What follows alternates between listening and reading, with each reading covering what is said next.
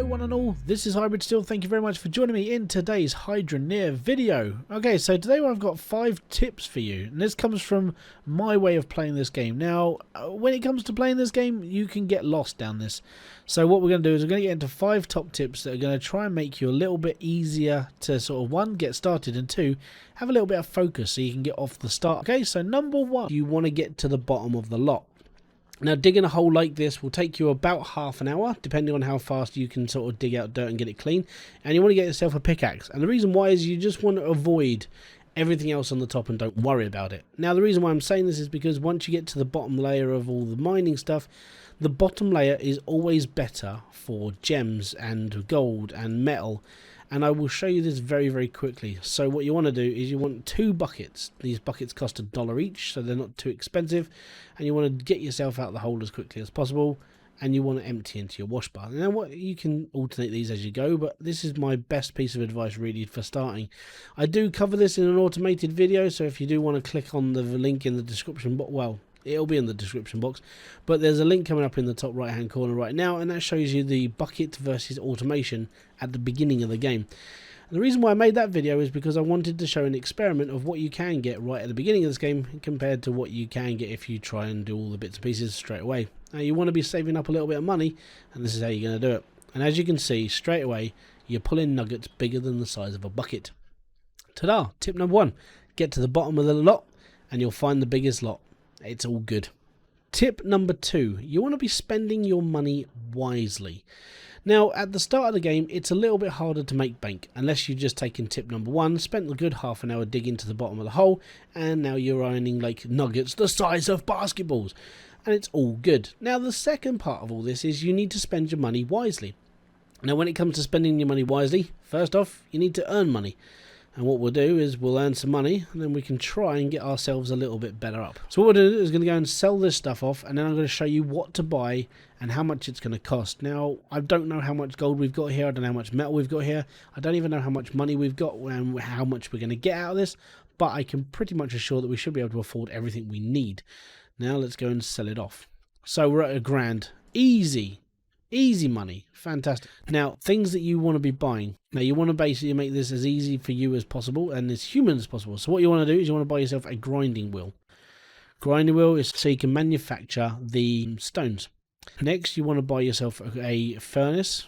Then you want to buy yourself like 2 crucibles if you can afford it.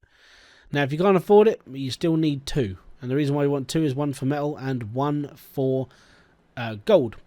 Now, you can buy 3, and I'll explain that in just a second, but you know, I will show you the reason why I'm saying you could buy 3, and it helps out a little bit more as well.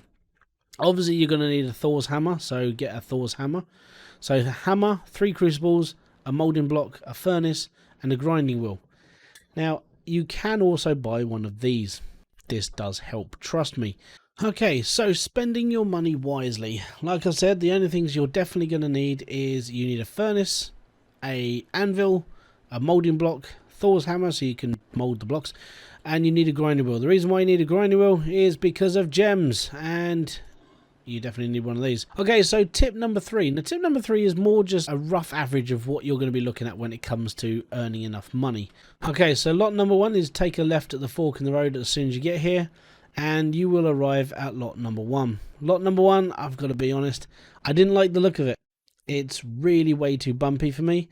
Apparently there is a lake underground, but I personally didn't really want to buy this one. And this one will cost you 970 credits. Okay, lot number 2. Lot number 2 is turn right at the fork of the road and just carry on driving until you get to the top. Now, unfortunately with lot number 2, I mean, yes, there is a water supply, but that is a hell of a drop when you first get here. Best advice is to build a ramp, because unless you want to drive your tractor up and down this track all the time, bring some ramp with you. It's all good. And this one will cost you 1200 credits. Now on to my home away from home.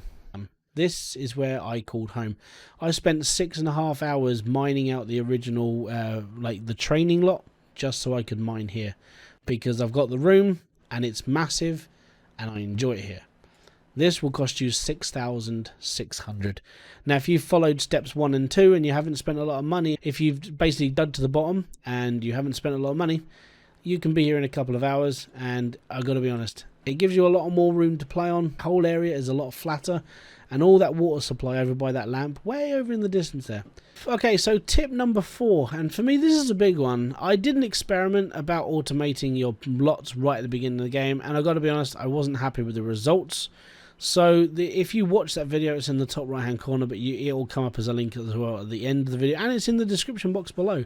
Basically what I did was I dug to the bottom of the land and I set up a ram drill, wired it all up with its water and everything else, and I've got to be honest, I was not happy with the fact that it comes with very small amounts of yielding, and the worst part about that is you spend all that money on automation to start with and it doesn't really do a lot. So the thing that I would advise, and I really do stress this, is at the beginning of the game automation is probably not the best way forward.